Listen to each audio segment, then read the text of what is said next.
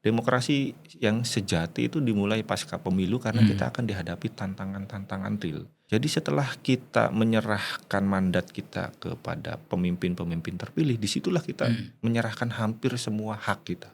Apakah pilkadanya mau dipilih langsung atau tidak. Hasil survei menunjukkan rata-rata mayoritas tetap ingin dipilih langsung. Awalnya sangat menghormati, sedikit dibuka, berani mendiskusikan, karena adabnya sudah terbentuk, kita tidak saling menjelekan. Nah, jangan-jangan itu jadi kultur politik yang justru lahir dari pesantren ditularkan ke publik.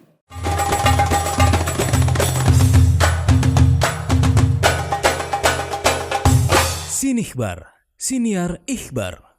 Assalamualaikum Ikhbarian, kita berjumpa lagi di Sinikhbar, Siniar Ikhbar. Demokrasi itu sering dipersempit hanya pada momentum pemilu, tingkat partisipasi publik, dan hasil hitung cepat. Padahal ada banyak kerja-kerja demokrasi yang membutuhkan episode panjang, senyap, dan jauh dari sorotan. Ada juga ungkapan Arab modern yang mengkritik kita bahwa ad-demokratiyatu la ta'ish bisunduki wahdan. Demokrasi itu tidak hanya hidup dari kotak suara. Dan hari ini kita akan berbincang tentang makna demokrasi dari sisi yang jarang dibicarakan, dari mulai proses, kebijakan, peran warga termasuk anak muda agar menjaga demokrasi itu tetap hidup di tengah-tengah polarisasi, kelelahan politik maupun di banjir informasi. Bersama sosok yang pas, kita akan membawakan obrolan ini sebagai satu pembicaraan yang benar-benar menggunakan akal sehat, ketelitian, dan menjadi tanggung jawab bersama. Tapi sebelum itu teman-teman Ikhbarian semua, kita tilik dulu ada apa di ikhbar.com hari ini. Yang pertama ada mengenal fikih siasa, panduan politik umat Islam. Kita ada banyak literatur tentang berpolitik, cuma istilah yang kita pakai biasanya fikih siasa. Nah, teman-teman bisa mengupas bagaimana posisi, peran, fungsi, dan metodologi fikih siasa ini hadir dalam praktek sejarah perpolitikan di dunia. Itu bisa dibaca di ikhbar.com. Berita kedua ada Erik Kurniawan, pemilih cuek kualitas calon di pemilu dan pilkada. Ini satu problem yang cukup familiar dengan kita. Kata Mas Erik, pertama memastikan apakah dia terdaftar atau tidak dalam DPT, nilainya cukup tinggi yaitu mencapai 71%. Terus kemudian indikator yang tinggi juga kita dapatkan dari variabel voter turnout. Rata-rata tingkat partisipasi di pilkada 2024 itu 71%. Ada metodologinya. Kalau teman-teman pengen tahu ini Mas Erik metodologinya apa sih, tinggal dipantang aja di ikhbar.com teman-teman. Dan orangnya ada di sini. Assalamualaikum Mas Erik. Waalaikumsalam warahmatullahi wabarakatuh. Sehat Mas? Alhamdulillah. Berapa abad kita nggak berjumpa ya? Sekian purnama, beribu purnama ya. Omongannya udah kayak pendekar. Mas Erik, ngapunten ganggu perjalanannya, ganggunya untuk mampir gitu. Senang bisa mampir ke sini. Nah, tapi saya pengen bocoran sebentar seminggu terakhir lah Mas Erik. Apa yang lagi getol dilakukan, kemudian apa yang lagi dipikirkan, apa yang lagi diperjuangkan? Berjuang untuk tidak baca berita dan lihat medsos kan. Saking seru dan ruwetnya ya. Saking seru dan ruwetnya, tapi candu. Tetap candu. Bukannya lagi satu berita seragam ijazah palsu. Isu ijazah palsu ini isu awet luar biasa. Iya. Di Cirebon itu lagi dalam rangka kegiatan apa? Kemudian itu prosesnya gimana? Tujuannya apa sih? Ya, pengennya pulang kampung, tapi pulang kampungnya selalu disuruh sama kerjaan gitu kan. Jadi pulang kampungnya ya sekedar mampir, lebih banyak ngurusi pekerjaan. Kita ada kegiatan bareng teman-teman anak muda di Cirebon dan sekitarnya, Majalengka, Kuningan gitu, untuk ngasih pendidikan terkait dengan pemilih politik, demokrasi gitu ya, supaya anak muda ini lebih terliterasi dengan baik, lebih mengenal proses-proses demokrasi. Tadi katakan demokrasi itu tidak berhenti di momentum politik, kotak suara saja. Justru esensi atau nyawa demokrasi itu dimulai ketika pemilu telah usai, pemerintah sudah terpilih. Hidup barunya itu di situ ya, perjuangannya di situ. Perjuangan di situ, kayak pertaruhannya di situ, kira-kira kayak gitu. Tapi Mas Erik melihat anak muda hari ini itu gimana sih? Kalau saya yang awam kan, ini anak muda makin berjarak dengan politik, apalagi soal demokrasi. dan lain-lain. Yang paling jadi kekhawatiran kita adalah meskipun kita suka nggak suka dengan kelembagaan parpolnya, Ya. kalau gerakan ini masif jadi deparpolisasi dan pilar demokrasi keancam gitu ya. Kita belum sepakat dengan ideologi lain, demokrasinya udah hampir ngeri juga gitu. Mas Erik melihat anak muda sekarang masih seperti itu atau kemudian disambung prediksi ke depannya seperti apa? Ya, secara personal ya saya ngelihat anak muda pertama di situasi yang sekarang tuh takut, Kang. Saya takut saya makin kelihatan tua gitu. Oh iya, itu sih kita. Iya. Ya, tapi saya senang melihat anak muda sekarang gitu ya. Walaupun di tengah stigma bahwa anak muda yang biasanya kita representasikan atau ditujukan pada Gen Z ya, itu kan banyak stigma bahwa anak muda sekarang itu pengennya praktis, Iya, pengennya instan, cepat kira-kira kayak gitu. Tidak menghargai proses dan sangat berorientasi kepada hasil.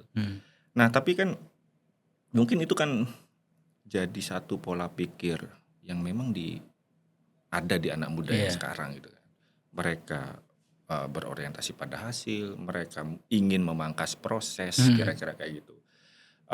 Cenderung dikatakan pragmatis ya. Tapi kan kita nggak bisa dong menjustifikasi atau menghakimi pola pikirnya teman-teman muda, karena anak-anak muda zaman sekarang juga kan kreativitas dan inovasinya luar biasa. Iya, kadang kita terbengong ya, lebih canggih dari kita Lebih gitu. canggih, betul. Terutama dalam bab cari duit lebih gampang mereka. Kita lama benar gitu. Karena dulu kita diskusinya ideologi, pertarungan ideologi kan, segala macam komunisme lawan demokrasi dan lain sebagainya. Anak muda sekarang diskusinya ya cuan. Kripto, investasi gitu, walaupun kadang kejang-kejang karena harga saham ambrol ya. Nah, tapi itu sebagai satu paradigma baru yang mungkin kita harus punya perspektif yang berbeda. Anak muda ini juga di satu sisi pragmatis, tapi juga dia punya tingkat kepedulian sosial yang cukup tinggi. Tingkat partisipasi di politik kemarin juga kan 56% pemilih Indonesia di pilkada dan pemilu 2024 itu kan itu generasi Z dan generasi milenial. Dan kita lihat bahwa tingkat partisipasi di pemilu 2024 itu kan 81%. Capaian yang cukup luar biasa, dan itu memang anak muda yang banyak mendominasi, kita lihat di media sosial dan lain sebagainya. Termasuk juga waktu pilkada.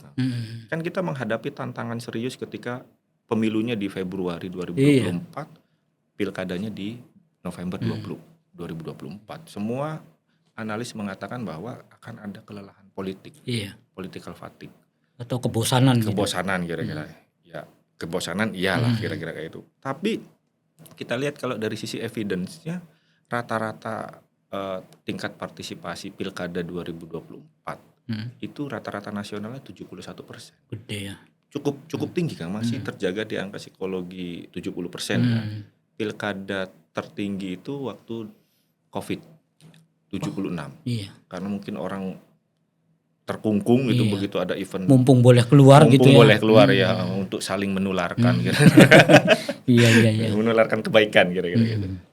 Dominasi atau gedenya angka partisipasi anak muda ini, apakah pengaruh populasi yang membesar? Ya karena memang besar, jadi kecilnya aja besar gitu. Atau memang hero semangat mereka di politik naik?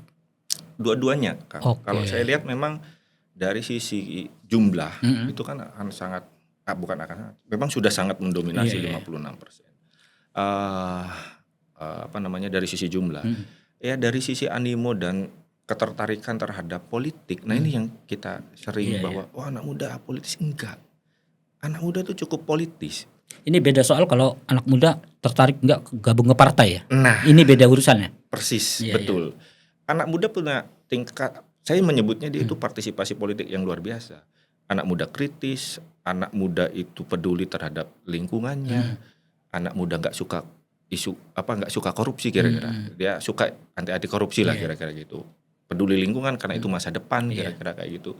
Nah menurut saya itu tindakan-tindakan politis yang memang cuma kita butuh kanalnya saja, supaya anak muda ini tidak gampang terpengaruh isu-isu yang ya hoax gitu ya kira-kira, atau ya masih dangkal, informasinya prematur dan lain sebagainya. Nah betul bahwa tadi gini, ketika anak muda itu tertarik pada politik, nah, Gen Z dengan karakteristik yang cukup pragmatis gitu ya, memang nggak punya keinginan masuk partai. Mungkin karena kan generasi sebelumnya, di generasi kita lah kira-kira kayak gitu ya, generasi milenial awal atau bahkan generasi X itu kan punya paradigma yang anti terhadap partai politik. Tadi disebut deparpolisasi. Sementara anak muda sekarang itu lebih banyak menekankan kolaborasi antar pihak. Kira-kira ya udah kita daripada saya nggak mau hidup mati di sana gitu ya. Kita nggak mau hidup mati dan memang tidak mau terasosiasi. Saya nggak mau dianggap terikat. Saya ini karena saya begini saya dekat dengan partai A, enggak. Saya itu tinggal satu yang kayak gitu. Saya rela disebut orang NU aja doang. Yang lainnya sih enggak. Iya betul. Anak muda lebih banyak di-trigger oleh isu. Ya kalau kita lihat misalnya ketika ada isu yang pas dan relevan dengan kepentingan anak muda gerak. 17+8. Bagaimana kepedulian anak muda gitu ya terhadap situasi politik, kebebasan, RUU KUHP. Itu pelopornya tetap kok teman-teman di anak muda ya, bahkan anak-anak STM ikut demonstrasi dan lain sebagainya. Dan itu menjadi gejala global, Kang. Ini bukan bukan isu di Indonesia sebenarnya. Bukan hanya di Indonesia, bahkan Indonesia yang kemudian menginspirasi dari gerakan 17+8, kemudian kan di Nepal misalnya, sampai kemudian berhasil menggulingkan pemerintahan. Poinnya bukan soal menggulingkan pemerintahan, tapi memang anak muda dorongan perubahannya tinggi. Terakhir saya lihat di medsos juga kan Bulgaria. Gen Z hampir 1 juta berkumpul di ibu kota ya, Sofia itu. Akhirnya mendesak pemerintah Perdana Menterinya untuk mundur. Isunya 2. Satu salah tata kelola ekonomi. Dan yang kedua korupsi. Nah itu memang ya akrab lah itu yang anak muda udah sangat gerah, udah gedek karena masa depan mereka kan kayak direnggut oleh generasi yang sekarang. Lalu apa menurut Mas Erik lemahnya ketertarikan anak muda ke parpol? Karena terjun langsung itu kan lebih terorganisir melalui parpol kan sebenarnya lebih efisien ya, lebih efektif gitu. Betul. Apakah kalau ngomong parpolnya nggak bisa misalnya banyak kok parpol yang jerat-jerit saya parpol anak muda gitu. Bahkan parpol yang saling berjuang mengeluarkan anggaran bikin lapangan pedal. Apa yang gagal dan apa yang nggak bisa merangkul teman-teman? Ya mungkin saya kira ini ada benturan atau bentrokan paradigma ya antara kekuasaan yang sekarang dipegang oleh orang-orang tua gitu ya. Sementara dominasi masyarakat kita itu kan bonus demografi itu kan pasti anak muda lah. Nah ini memang ada, saya sebelum ke situ saya ada data yang menarik dari riset terakhir kami di SPD 2024. Kita nyebutnya kan kayak gerontokrasi. Apa tuh? Kekuasaan yang negara itu yang dijalankan oleh orang-orang tua. Efek kakek-kakek. Trump menang, terus kemudian sekarang temannya Trump menang ya, Pak Prabowo, Praroro ya, Pak Prabowo. Dan memang yang mendukung juga anak-anak muda. Cuman kita lihat bahwa anak muda dengan dominasi populasi di pemilih 56% itu hanya 24 atau 26 orang di DPR, alias sekitar 3, sekian persen yang usianya di bawah 30. Hanya 89 orang yang kalau kita rentang usianya sampai 40 tahun itu hanya 89 orang, Kang. Kalau bukan peneliti kayak Mas Erik kan taunya biasanya yang tersepuh dan yang termuda gitu. Jumlahnya nggak tahu persisnya. Ada 89 orang dan itu kan 15% saja. Sementara populasinya 56%. Nah, itulah yang kemudian dan mirisnya lagi, Kang, itu 59% keterwakilan politik anak muda itu juga afiliasi politik dinasti. Ya saya nggak menyalahkan kira-kira, tapi enggak, itu gamblang kok. Ya kita wajarlah privilege ya, gitu. Ordal lah kira-kira kayak gitu. Tapi ya setidak-tidaknya bahwa ini membuktikan bahwa sistem politik kita belum terlalu ramah untuk anak muda. Sistem kompetisinya sangat ketat, sangat terbuka dan membutuhkan uang yang sangat banyak. Sementara anak muda sekarang kerja susah. boro-boro mikir jadi politisi kira-kira kayak gitu. Artinya bukan di seremoni atau formalitas gaung-gaung ngomong partai anak muda, tapi prosesnya susah gitu ya. Iya, susah. Iya. Kita nunggu antrian untuk jadi caleg di partai itu kan berdasarkan usia masih ada. Iya. Kalau mau melompati itu ya pakai uang lah kira-kira. Itu lebih beruntung ketimbang santri. Kalau di parpol santri lebih sial lagi. Iya. Harus lebih tua, Mm-mm. lebih banyak uang, dan bin siapa? Ada partai-partai tertentu kalau bukan anak kiai ya udah sana aja gitu. Binnya menentukan. Tapi nggak semua. Enggak semua. Cuma Apa yang bisa dilakukan parpol barangkali kan? Ini problem kita kan gini Kang, ada orang jerit-jerit, ada orang anak muda terutama jerit-jerit. betul. Pemimpin kita tuh anteng aja gitu. Apakah memang suara itu nggak nembus ke sana? Pembisiknya terlalu rapat atau gimana? Itu pertanyaan pertama. Yang kedua, itu aja dulu deh. Iya. Takut kepanjangan. Itu kayaknya jawabannya, Kang. Iya. Itu bukan pertanyaan itu kan. Apakah nggak nembus, apakah terlalu rapat? Saya kira itu jawabannya. Iya. Problem tadi itu. Makanya ya ada dugaan. Di parpol di negara ya kayak gitu. Di negara kayak gitu. Kadang-kadang mungkin ada informasi-informasi detail-detail penting gitu, kondisi di lapangan yang saya kira memang kalau saya lihat itu kayak terkondisikan di lingkaran-lingkaran tertentu, diformulasikan ulang informasinya, disampaikan berbeda ke pimpinan tertinggi kira-kira, sehingga seolah-olah situasinya sangat terkendali, sangat baik gitu kira-kira. Ya kita bisa lihat pada arus informasi terkait dengan bagaimana penanganan bencana banjir saudara-saudara kita di 3 provinsi, Sumatera Utara, Barat, dan Aceh. Kira-kira ya ada aliran informasi yang tersendat, sehingga kemudian publik terutama anak muda itu nyari saluran informasi lain, jadi sangat percaya pada sosok kayak Ferry Irwandi dan teman-teman gitu ya kira-kira jangan saat, karena komunikasi pemerintah itu juga menurut saya empatinya kurang, tidak mencoba merangkul, tidak mencoba untuk memberikan informasi yang clear gitu ya.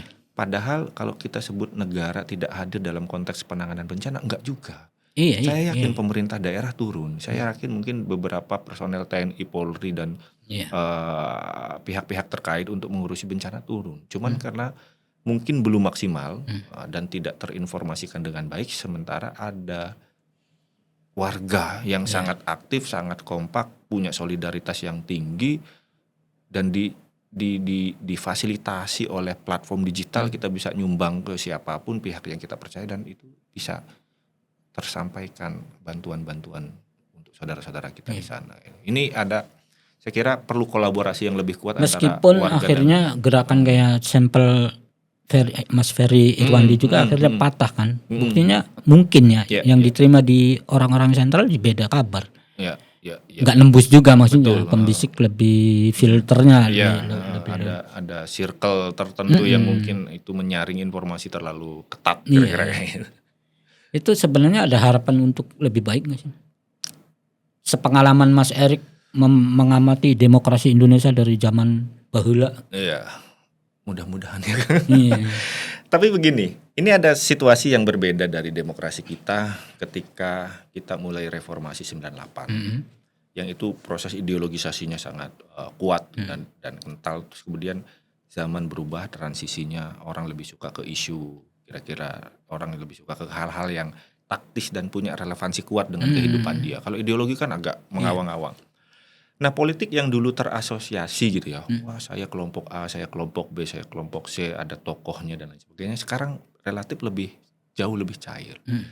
Kita dihadapkan pada tantangan isu real kok, kira-kira masalah-masalah real, soal lapangan pekerjaan, soal fasilitas umum, soal bagaimana akselerasi dunia digital. Itu kan isu-isu yang kayaknya kalau dibahas dari sisi ideologi anak muda juga nggak akan tertarik. Tapi lebih banyak bagaimana tantangan itu bisa diselesaikan, bagaimana kemudian isu-isu yang menimpa anak muda. Kalau saya sudah lulus, kira-kira saya bisa kerja nggak? Kalau saya nggak bisa kerja, saya nggak bisa lamar pasangan saya, kira-kira kayak gitu kan. Itu kan hal-hal yang relevan. Atau kebebasan saya untuk berekspresi di dunia digital, kebebasan saya untuk bisa nongkrong setiap hari, gabung dengan teman-teman saya, itu kan juga isu-isu yang tantangan bagi anak muda, kira-kira kayak gitu. Karena nongkrong itu kan banyak aspek kebijakan yang harus Iya. dibahas. Satu, kemampuan orang untuk nongkrong kan finansial. Kopi 50.000 Iya. misalnya gitu ya. Kalau anak mudanya nggak bekerja dengan situasi yang mapan gitu ya, dengan ekonomi yang cukup bagus, kan budaya nongkrongnya terganggu. Kalau udah budaya nongkrong terganggu, jangan-jangan stres lah anak muda ini. Problemnya jadi problem orang per orang terkumpul, stres, jadi kumpulan orang stres, problem sosial kira-kira kayak gitu.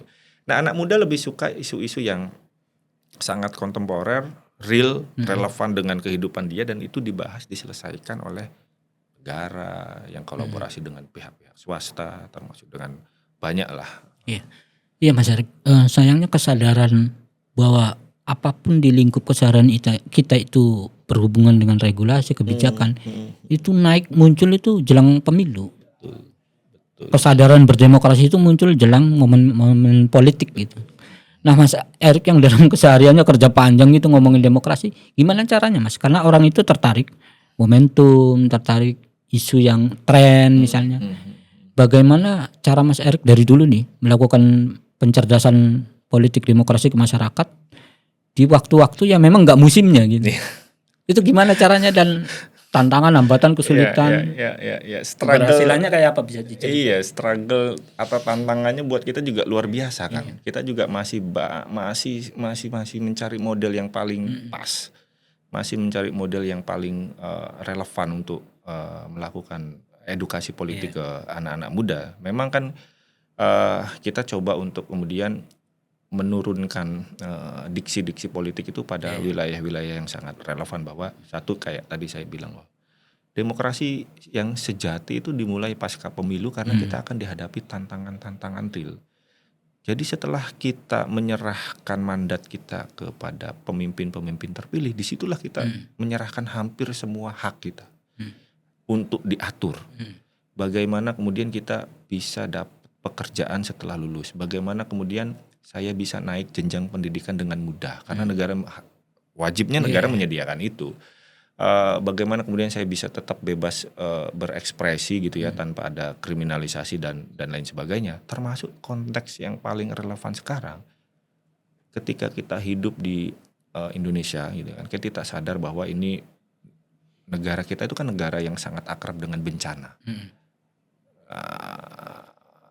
Terus kemudian terjadi bencana, dan itu kan tanggung jawab pemerintah negara untuk kemudian bagaimana proses penanggulangan bencana itu bisa cepat. Nah ini tantangan ke depan, bahwa pemerintah terpilih itu kerja setelah pemilu. Ya itulah demokrasi, itulah politik. Nyawanya akan muncul justru setelah pemilu. Kalau kita semakin abai, makin banyak hak kita direnggut nanti. Ya kita nunggu lagi 5 tahun, tahun 2029 dan mending enggak 2 periode. Ya pilkada ini sih. Iya. Ya, apalagi soal regulasi ya, soal perumusan undang-undang ini makin jauh kita. Yang awam, orang-orang saya yang enggak berkecimpung seperti Mas Erik itu gak jelas juga sekarang infonya sampai mana, pilkada mau dipilih DPRD apa, langsung langsung. Itu kabarnya nggak ketrack gitu. Kalau Mas Erik hafal dong. Nah itu apa yang salah sih sebenarnya di Indonesia itu soal-soal kayak gitu, terutama regulasi? Ya memang ada beberapa hal yang mungkin dianggap itu isu yang krusial gitu ya, sehingga harusnya kalau isu krusial kan dalam negara demokrasi yang mapan gitu, yang maju itu kan justru dilempar ke publik. Kira-kira kita pengen tahu apa reaksi publik, apa pendapatnya, sampai kemudian pengambil bagian dari diuji gitu. Bagian dari diuji, betul. Jadi memang ya kita kan pengambil keputusan atau pembuat undang-undang kan harus melihat dulu bagaimana kemudian opini publik itu ada, termasuk bagaimana dia juga mendinamisir proses diskursus publiknya sebelum mengambil keputusan. Nah memang sekarang kita lihat justru ada beberapa isu strategis yang kayak delay gitu ya, dibahas dulu di antara elit segala macam, terkondisikan dengan baik, baru spill ke publik sedikit. Reaksinya juga tidak dalam membangun diskursus publik, tapi dalam lebih banyak ke penggiringan. Terus ketok palu malam-malam. Ketok palu malam-malam. Iya. Ya kayak soal pilkada, apakah mau dipilih langsung atau itu sampai mana? Tidak ya, memang prosesnya belum undang-undang juga belum dibahas. Saya sendiri masih belum tahu apakah kemudian undang-undang pilkada sendiri akan dibahas bareng-bareng. Tapi itu punya korelasi yang sangat kuat antara undang-undang pemilu dengan undang-undang pilkada karena di putusan Mahkamah Konstitusi 135 itu kan memandatkan pilkada itu diselenggarakan 2,5 tahun setelah pemilu. Ada 2 kali pemilu lah kira-kira. Itu desainnya Mahkamah Konstitusi. Nah ini kan harus membahas 2 undang-undang itu. Sementara ada polemik apakah pilkadanya mau dipilih langsung atau tidak. Hasil survei menunjukkan rata-rata mayoritas tetap ingin dipilih langsung. Kira-kira kayak gitu. Tapi kan ada juga upaya bahwa atau pendapat publik yang saya kira itu juga ya cukup relevan bahwa oke, biaya kontestasinya mahal. Sehingga kemudian butuh biaya kampanye yang sangat besar. Dapat uang yang dalam tanda kutip kan kira-kira kita sumbernya nggak jelas. Nanti setelah terpilih akhirnya korupsi. Nah narasi itu juga ada dan kemudian dibangun oleh ya beberapa orang-orang berkepentingan akhirnya OTT dikaitkan dengan itu. Kira-kira bupati terpilih hasil pilkada itu kan banyak melakukan korupsi karena dia harus nutupi biaya kontestasi di pilkada kemarin. Ya saya pikir sih persoalannya adalah bukan pada dipilih langsung atau tidak karena itu kan haknya masyarakat. Hak masyarakat ini kan sedikit yang diakui oleh negara urusan politik dan yang paling kuat itu urusan memilih. Ya jangan sampai itu kira-kira dicabut juga. Kalau toh ada dan soal hasilnya benar nggak benar biaya besar itu nggak menjamin juga ya. Kalau di keterwakilan juga nggak menjamin juga dan itu juga kan harusnya memang elit punya rekayasa sendiri. Bagaimana kemudian supaya sistem pilkadanya ini nggak mahal. Kenapa jadi mahal? Karena tiba-tiba misalnya saya gitu ya lahir besar di Cirebon, sekolah di Cirebon, tiba-tiba minggat ke Jakarta gitu kan. Orang Cirebon nggak tahu dong siapa saya. Kira-kira terus kemudian wah, Rik kamu orang Cirebon ya? Iya. Ya udah kamu jadi bupati aja di sana. Gimana? Udah pokoknya kamu turun ke sana nanti saya biayai. Misalnya ada orang sangat kaya lah kira-kira. Ya saya kan nggak dikenal di Cirebon. Walaupun saya lahir di sini. Maka saya butuh biaya bagaimana mempromosikan saya. Bagaimana saya dikenal. Bagaimana saya diterima. Dan kemudian bagaimana ketika saya sudah dikenal, diterima, orang mau memilih. Jalan pintasnya politik uang. Nah ini ada problem-problem yang memang kadang-kadang seperti itu. Atau partai-partai juga tidak melakukan pendidikan kader yang sangat baik. Kader dilatih, live in di lingkungannya masing-masing, dikenal baik dan lain sebagainya. Maka ketika dia itu berhasil mendapatkan banyak simpati publik karena dia berbuat baik, nggak juga dicalonkan sama partai politik untuk jadi kepala daerah. Karena mungkin miskin, nggak punya modal lah. Sementara untuk running, ya tetap semurah-murahnya biaya kampanye pilkada kan tetap butuh operasional untuk menggerakkan tim segala macam gitu. Tapi saya kira untuk ongkos biaya yang real gitu ya, kalau kita tidak melakukan politik uang itu jauh lebih murah dan kecil kemungkinan kepala daerah itu tersandra. Ini contoh yang diungkapin Mas Erik itu contoh yang sangat lembut dan berakhlakul karimah. Padahal sih dari minta rekom ke parpolnya aja mahal. Mas Erik aslinya pengen ngomong itu. Tapi itu di negara Konoha. Mas Erik tadi saya Mas Erik menarik sekali ngomongin soal kelelahan politik. Kebosanan itu ya biasa, tapi ini udah di fase kelelahan politik. Dan Mas Erik juga mungkin concern dan pernah membedah ini, tapi saya pernah mendengar dari Perludem. Yang perlu diselesaikan Ibu siapa ya? Bu Titi? Iya, Titi Anggreni ya. Betul. Itu menarik menurut saya. Yang perlu diselesaikan itu tahapan secara hierarkinya dulu. Pengennya itu pilgub bareng sama DPRD provinsi, betul. Bupati, itu aja dulu. Jangan ngomongin langsung nggak langsung. Menurut Mas Erik gimana? Saya agak sepakat soal itu.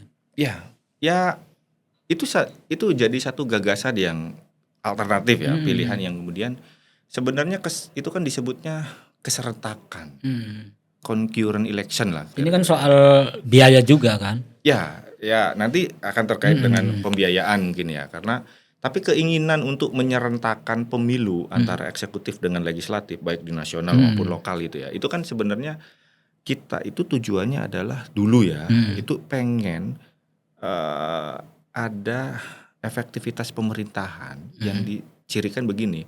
Setiap kepala eksekutif terpilih itu didukung oleh mayoritas kekuatan di parlemen. Wow. Makanya disebutnya kan concurrent election itu untuk mendapatkan efek ekor jas, kotel effect. Oh, itu kepentingan politiknya. Kepentingan politik agar dulu kan gini, ceritanya itu kan dulu zaman pertamanya Pak SBY yang didukung oleh Partai Demokrat kan Partai Demokratnya cuma dapat 7% kursi di parlemen. Pak JK-nya belum ketua Golkar waktu itu ya. Itu membahayakan secara ini ya. Membahayakan karena apapun usulan program pemerintah SBY sebagai eksekutif gitu ya, itu bisa dijegal di parlemen. Makanya presiden terpilih itu harusnya di tengah partainya banyak dia punya dukungan mayoritas. Nah makanya gagasannya adalah menyerentakkan antara pemilu eksekutif dengan pemilu legislatif. Harapannya begitu. Tapi, biar kalau calegnya nggak menjual, ini presidennya loh gitu ya. Kira-kira. Tapi memang itu juga di satu sisi ya ada juga kelemahannya. Misalnya dalam konteks tertentu isunya kan akan tersentral di pemilu eksekutifnya, di pilpresnya misalnya. Caleg jadi nggak punya isu. Padahal caleg juga kan dia juga punya kepentingan masyarakat yang mungkin lebih kecil. Lebih meskipun kerja mereka kolektif nantinya. Dan partai makin lemah. Karena semua orientasi itu dan perhatian publik perseorangan ke capres. Politik kita makin personal. Partai makin nggak punya posisi yang cukup kuat. Dan saya nggak mau buru-buru bilang, tapi data yang kami miliki di SPD misalnya di pemilu 2019 dan pemilu 2024. Keinginan atau tujuan untuk mendapatkan kotel efek itu juga nggak tercapai, tidak tercapai. Misalnya dulu 2019 itu kan periode keduanya Pak Jokowi, yang waktu itu masih mesra dengan PDI Perjuangan kan. PDI Perjuangan juga nggak mendapatkan signifikan kenaikannya kira-kira kayak gitu, tetap di angka 19%, sehingga kan kotel efek nggak muncul. Di Pak Prabowo yang sekarang misalnya cukup kuat gitu ya. Karena sumber daya yang melimpah gitu kan dan kekuatan politik yang sangat kuat blok di situ juga Gerindranya kan enggak. Secara parpol malah PDIP masih aman. PDIP Perjuangan tetap menang dan kalau hitungan kami di SPD partai koalisi pendukung Pak Prabowo Kim ya, hanya Kim gitu ya. Itu juga meraih sekitar 48,9%. Enggak juga nyampe 50%. Baru setelah Kim plus tersisa PDI aja Perjuangan. Itu pun yang sekitar 16%. Jadi kan koalisinya sangat gemuk. Nah, tradisi ya kalau kita lihat datanya gitu ya. Kita lihat dari zaman Pak SBY kan pemilunya enggak serentak. Terus zamannya Pak Jokowi. Koalisi yang besar itu ya. Dukungan mayoritas di parlemen itu selalu kita dapatkan pasca pemilu. Itulah yang disebut oleh misalnya Caibub gitu ya. Pakar-pakar politik internasional itu bilangnya executive toolbox. Jadi presiden itu pada dasarnya sudah kuat. Dia punya executive toolbox. Dia bisa kemudian membajak oposisi. Narikin partai oposisinya misalnya dijadiin menteri, akhirnya kan partainya mendukung. Dan itu terjadi kan? Terjadi. Di zamannya Pak SBY terjadi, di zamannya Pak Jokowi terjadi. Paling kentara itu. Dan di zamannya Pak Prabowo. Semua oposisi kan diambil. Sesama calon. Sesama calon kira. Nah jadi saya kira sebagai satu opsi serentak antara eksekutif legislatif itu juga mungkin punya tujuan yang baik, tapi saya belum melihat evidence yang kuat. Buktinya enggak terlalu tercapai. Tapi untuk menjaga orang enggak lelah itu agak menarik sih ya. Kalau Mas Erik substansi intinya ya memang jauh kayaknya Mas. Untuk menuju ke sana sih.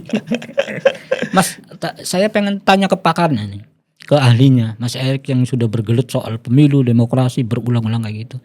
Konon demokrasi Pancasila yang kita anut ini gak mengenal koalisi oposisi. Itu benar gak sih? Sehingga akhirnya ketika pemerintah setelah pemilu mereka berembuk, gak ada oposan gitu. Itu gak menyalahi semangat kita demokrasi Pancasila. Ini banyak yang bilang kayak gini. Musyawarah mufakat. Musyawarah mufakat. Kemudian pokoknya nggak ada istilah oposisi itu. Partai oposisi kayak di luar negeri itu nggak ada karena kita demokrasi. Ini benar nggak? Yang kedua kalau itu benar ya, siapa yang kontrol?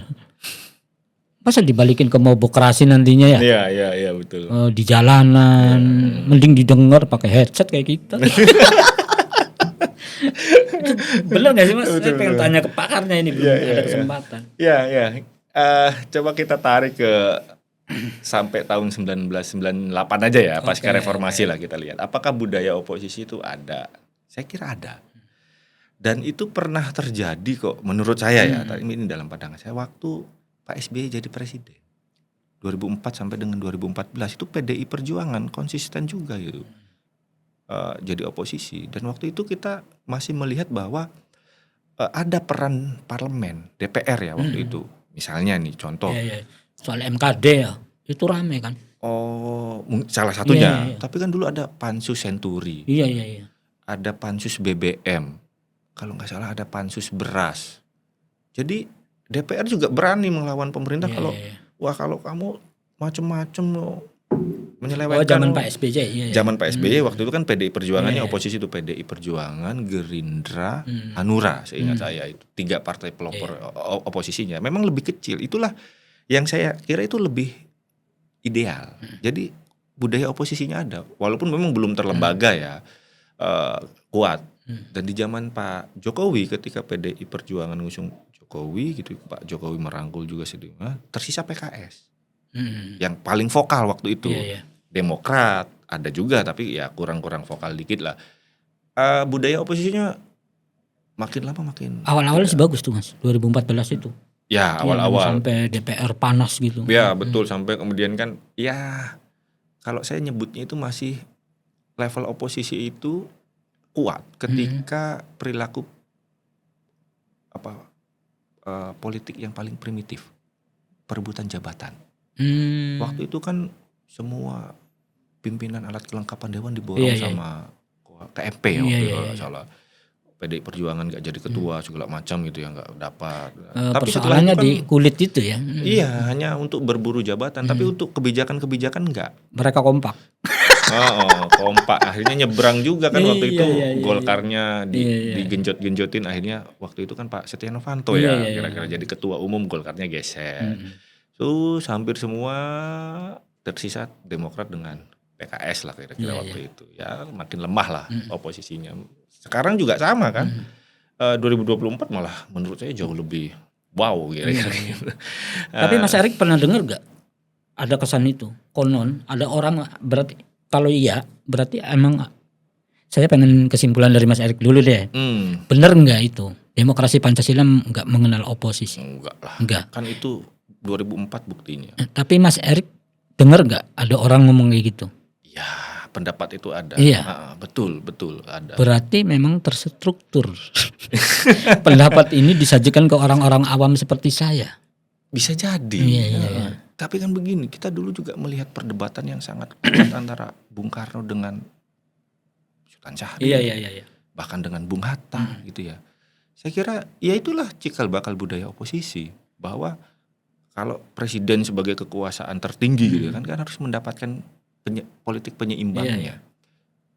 Kalau enggak kan orang berkuasa semau-maunya jadi raja. Mending kalau kita dapat rajanya baik-baik saja. Tapi kalau dapat rajanya lucu-lucu kan kita juga tertawa terus tiap hari. Hal-hal ini kan juga sebenarnya tadi terjadi di kasus soal pilkada. Apakah dipilih DPR apa enggak? Ada pendapat yang memang baik, benar sih. Iya. Memang kita enggak diajarin untuk itu secara ideologi. Melalui keterwakilan. Betul. Itu pasal induk di Pancasila Ya, gitu sila kan. keempat. Sila keempat. Betul. Dalihnya itu ada benernya. Betul. Itu secara pengalaman sampean itu benar nggak kalau diarahkan ke dalih itu? Betul. Betul, bahwa dan dalam demokrasi juga betul kok itu. Kira-kira begini kan, dalam demokrasi itu kan yang penting jabatan itu kira-kira dideliberasikan, melibatkan banyak sekali pihak lah, warga negara terutama, kira-kira kayak gitu. Makin terbuka dalam prinsip demokrasi itu makin bagus, tapi belum tentu bagus untuk Indonesia. Kan belum tentu makin liberal, makin kompetitif itu makin bagus. Itu budayanya Amerika, bukan budaya Indonesia. Saya mau bilang begini kira-kira Kang, kalau dipilih lewat DPRD penyalahi demokrasi enggak. Tergantung kesepakatan kita. Misalnya kan, ketika dia dipilih oleh DPRD itu kan juga hasil pilihan rakyat. Iya. Dialah representasinya. Kita menyerahkan ke DPRD bahwa silahkan pilih pemilih eksekutif. pemimpin eksekutif. Anda lebih tahu soal ini gitu ya. Saya memandatkan ke Anda, saya mendelegasikan hak saya ke Anda untuk sepanjang itu kesepakatan kita. Iya. Kita kira kayak gitu. Parlemen di Inggris kan Iya. nggak ada pemilu eksekutif, nggak ada pemilihan presiden. Inggris demokrasinya. Kalau di kita ya memang jadi pertanyaan gitu ya, kira-kira kita percaya nggak sama DPR gitu. Kalau hasil survei kan DPR dan partai politik tuh selalu menempati urutan paling bawah dalam kepercayaan terhadap institusi demokrasi. Nah itu kan jadi satu PR, partainya berbenah dong supaya kami makin percaya, kira-kira kayak gitu. Baru nanti kami bolehlah dipilih lewat DPRD boleh kira-kira. Kalau sekarang kan mungkin kita masih sekarang masih ini karena kabel putusnya 2 kali kan. Ke calon legislatifnya kita nggak kenal, iya kan? Terus diserahin mereka, calon eksekutifnya kita nggak kenal lagi. Iya. Kabel putusnya 2 kali. Putus, habis itu kita kesetrum terus kan. Aneh ya. Kesetrum terus kita kan jadi korban masyarakat ya. Mas Erik, kita ngobrol sambil ketawa-ketawa kayak gini, so asik sendiri mungkin dari kata teman-teman muda. Nah sekarang Mas Erik ngelihat gak anak-anak muda itu obrolan sampai soal politik, sampai pernah nemukan seberat ini, kononlah kita sebut berat, atau benar-benar cuek sih anak muda hari ini itu soal begini-begini. Padahal tadi strategi semua dan urgent semua menurut saya. Ya sebagian saya bisa diskusi dengan teman-teman anak muda sampai sedalam ini ya, tapi sebagian lain kan juga masih nggak sejauh inilah, nggak sedalam ini karena anak muda itu tidak mau diasosiasikan tadi, dia nggak asosiatif. Jadi kalau udah politiknya diarahkan pada dukung mendukung, nah itu alerginya muncul tuh.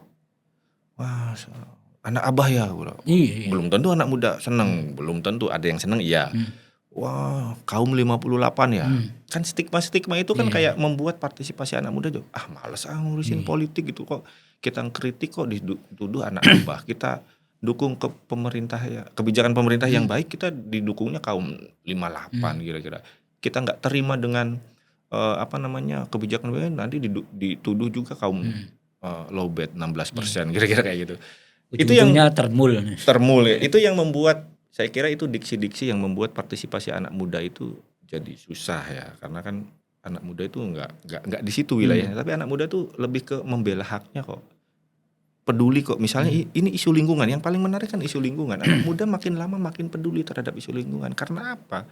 Mereka hidup juga sampai masa depan. Kalau yang tua kan ya kita nggak tahu umur ya kira-kira, tapi kan asumsinya yang tua itu kan mati lebih dulu. Anak muda ini kan masih lama. Sementara kalau lingkungan terus dirusak oleh generasi yang sekarang, loh nanti saya ngewarisi apa? Nah itu anak muda tuh lebih suka isu-isu yang kayak gitu. Itu sangat relevan buat anak muda. Ngomongin soal tadi, balik lagi lapangan pekerjaan kira-kira kayak itu. Gimana caranya menyelesaikan problem pengangguran?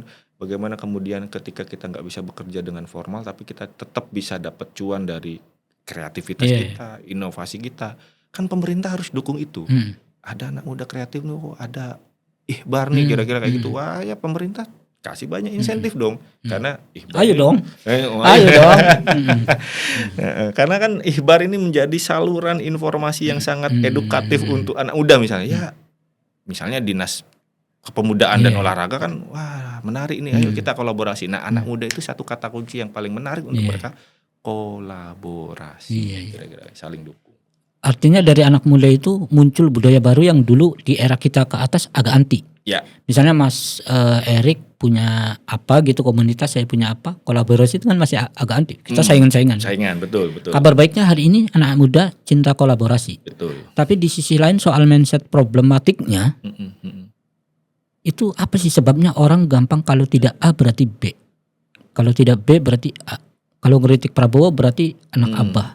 Itu apa sih kok awet bener di kita? Padahal yang tadinya anti kolaborasi kita sudah, anak-anak muda kita sudah kolaboratif kan.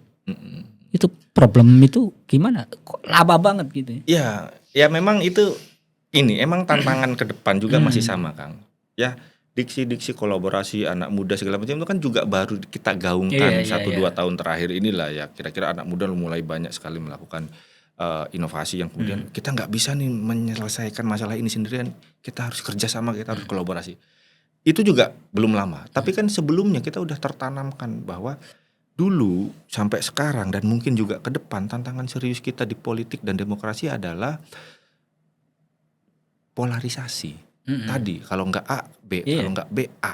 Itu memang ditanamkan dan itu diberikan insentifnya oleh pemilu. Itu dampak buruknya. Jadi kan kayak tadi misalnya, wah kalau ngeritik berarti anak abah, Iya. kalau mendukung berarti gemoy-gemoy gitu kira-kira. Nah itu yang memang stigma yang sudah lama tertanam. Karena politik ini selalu ditrigger soal dukung-mendukung. Iya. Nah memang kita masih butuh banyak waktu lah. Satu itu polarisasi politik dan kemudian yang ke depan itu juga serius ya. Perang informasinya Kang. Iya. Sekarang dunia medsos, luar biasa gitu. Iya. Kita lebih banyak hidup di medsos dibanding dunia sosial kita sekarang. Perang informasi itu kan tadi itu harus lebih banyak anak muda yang menyuarakan soal kolaborasi, kerjasama, Iya. inovasi, bagaimana kita ke depan sama-sama membangun masa depan. Itu harus semakin banyak informasi-informasi yang digaungkan oleh anak muda soal itu. Jangan lagi soal wah saya dukung si A, saya dukung si B, kira-kira kayak gitu. Nah memang perang informasi ini penting. Iya. Lagi-lagi ihbar.com ini menemukan relevansinya untuk terus mengabarkan kebaikan gitu. Karena mention terus teman-teman, kita ajak ke obrolan yang lebih spesifik dan rawan nih. Kita lebih ke fokus ke anak muda muslim karena teman-teman penonton kita itu ikhbarian, kita menyebutnya ikhbarian. Itu anak muda muslim, terutama tidak sedikit juga yang dari pesantren. Karena kita tumbuh dari kultur pesantren. Nah, salah satu kultur pesantren di soal politik itu Mas Erik. Kita itu plus minusnya ada. Minusnya dulu ya. Kita itu patronisme banget. Kita hampir dibuang akal sehatnya untuk memilih dari rujukan kiai. Dawuh. Iya, bahkan kiai nggak dawuh. Kiai kayaknya kemana ya? Di rumahnya ada stiker apa ya? Minimal itu selesai. Ada tamu siapa ya? Itu selesai. Pembacaannya sampai situ. Dan patronisme. Kiai lebih tahu urusan ini. Itu negatif. Ya ada positifnya juga. Kalau saya mau membahas positifnya banyak juga. Tapi saya anggap itu negatif. Tapi yang kedua, di pesantren itu santri justru terlatih. Dalam satu pesantren itu kiai ada 5 kan, kakak adik biasanya. Itu belum tentu pilihannya sama. Dan santri itu sudah terlatih untuk menjaga bicara. Menjelekkan satu dengan yang lainnya karena saking menghormati kiai-kiai kita. Ini biasa terjadi dalam konteks nasional, contohnya pesantren Sarang lah. Putra-putra Mbah Mun kan itu beragam banget kan. Betul. Bukan hanya soal politik tapi soal ideologi terhadap satu kasus fikih misalnya. Itu santri itu terlatih banget untuk dia memilih tapi tidak mengganggu karena takut kiai dan lain-lain. Nah sekarang saya pengen tahu Mas Erik membaca peluang anak muda muslim ke depan soal politik itu seperti apa, terutama pesantren, santri. Santri itu didatangi ketika musimnya, meskipun siapapun mengalami itu, tapi ketika proses demokrasinya baru mulai tadi, itu ditinggal. Ghostingnya. Saya kira itu juga tidak hanya terjadi di dunia pesantren kan, soal patron klien itu ya. Kalau patron kliennya di dunia pesantren itu kan di-trigger oleh ketokohan. Ketokohan sang kiai. Di masyarakat awam kan juga patron kliennya muncul. Problemnya muncul soal ya tadi patron kliennya di-trigger oleh uang, politik uang misalnya dalam bentuk apapun ya, apakah benar-benar uang, barang atau bahkan kebijakan kira-kira.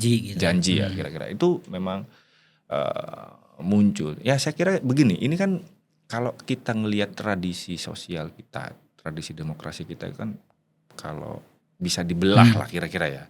Kan ada 2 model demokrasi, satu konsensual. Konsensual itu lebih dekat dengan Pancasila. Nah yang kedua itu demokrasi kompetitif. Kompetitif itu kayak ala Amerika. Semua di-idolkan, semua dikompetisikan. Kita ini kan juga prinsipnya masyarakat yang komunal. Kira-kira kayak gitu. Berarti kan ada penghormatan tertentu terhadap strata sosial yang sudah ada. Dan itu menurut saya sih normal lah. Seiring perkembangan zaman yang paling penting kan bagaimana cara kita untuk mendamaikan urusan itu. Jadi misalnya gini, tadi poin bagusnya adalah ketika ada satu pesantren yang kemudian pilihannya terbelah dalam tanda kutip ya, karena ada kakak, milih adik, milih B misalnya dari keluarga kiai. Dan ini wajar kok di lapangan sering. Ya itu kan ada SOP lah ya kira-kira kalau dalam dunia bisnisnya itu yang kita tidak saling menjelekkan. Iya. Pilihan itu kembali ke diri kita masing-masing, keyakinan kita. Bagaimana kemudian bahkan mungkin keberaniannya nanti ada sampai pada level yuk kita diskusikan mana calon yang lebih baik. Tapi tidak saling menjelekkan. Kira-kira kayak gitu. Kenapa kamu dukung si A? Menurut saya si A ini gini, bagusnya begini. Kamu si B gini. Mungkin itu jadi satu budaya yang justru lahirnya dari pesantren. Awalnya sangat menghormati, sedikit dibuka, berani mendiskusikan, karena adabnya sudah terbentuk, kita tidak saling menjelekan. Nah, jangan-jangan itu jadi kultur politik yang justru lahir dari pesantren ditularkan ke publik. Karena secara ini Indonesia luar biasanya gini, Kang.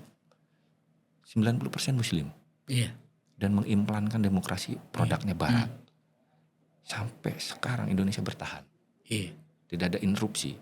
Kita lihat saudara-saudara kita di Arab Spring, terakhir Afghanistan.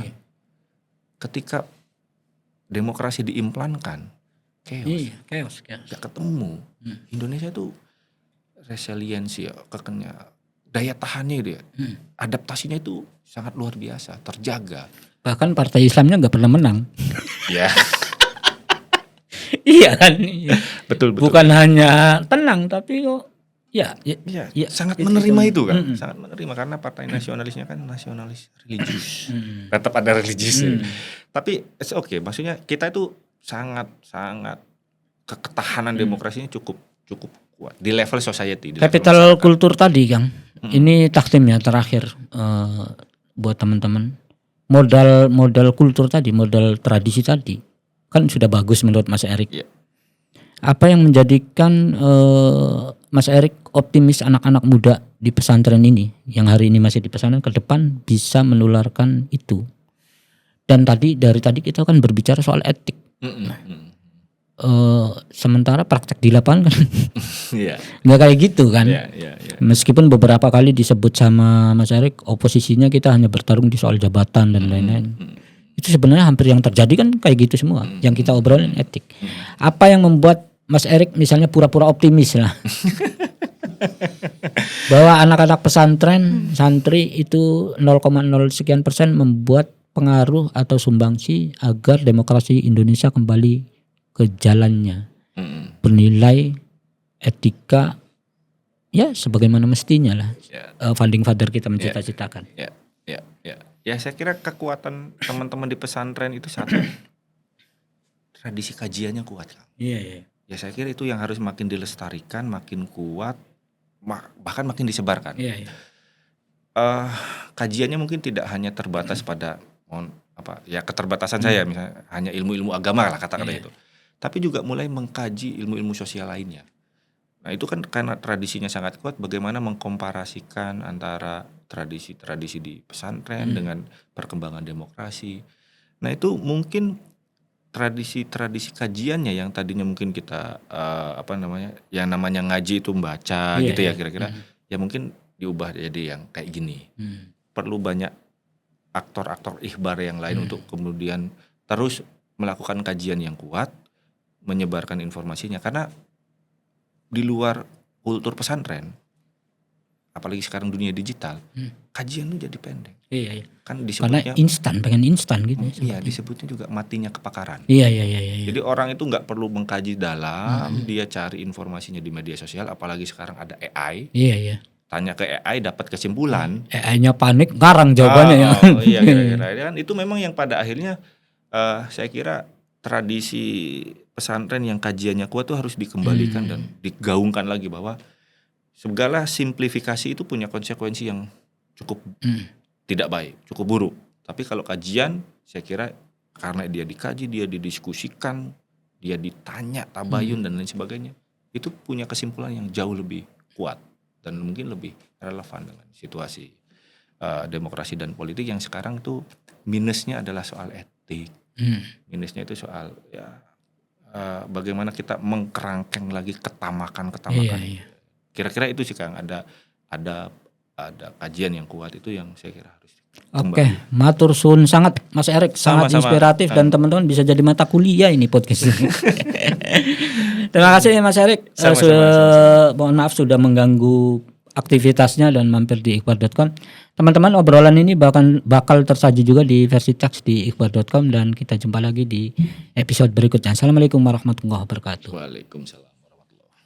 Ikhbar.com mengabarkan kebaikan.